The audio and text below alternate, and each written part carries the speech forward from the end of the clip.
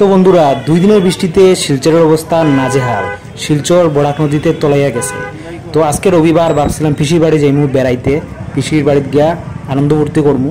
কিন্তু পিসির বাড়ি হয়েছে গিয়া পাবলিক স্কুল রোড। তো পাবলিক স্কুল রোডের মুখে আইয়া আমি যখন এই অবস্থা দেখলাম, তো আমার মনে হয়েছে না পিসির বাড়িতে যাই, লাগের পিসিরে আমার ঘরে আনলে ভালো হইব।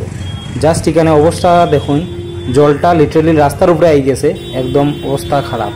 আর রাঙ্গারখাড়ি আপনার লিঙ্ক রোডের দিকে তো যাওয়ার অবস্থা নাই। এদিক থেকে দেখুন মেন রোড থেকে পুরা জল, এদিকে কমর জল পর্যন্ত আছে। কি অবস্থা দেখুন, 2 দিন বৃষ্টি দিলে শিলচরের এই অবস্থা হয়ে যায়। তো শিলচরে আপনি কিতা হইবা কোয়ার মতো নাই। শিলচর উন্নতি করতো আর এই অবস্থা, জলের তলে বরাক নদীর তলে ডুবিয়া যায়। আপনি দেখুন আমি আইসলাম আমার বাইকনারে লিয়া পিসির বাড়ির যাইমু, আর এই অবস্থা দেখুন, এই দেখুন কমর পর্যন্ত জল।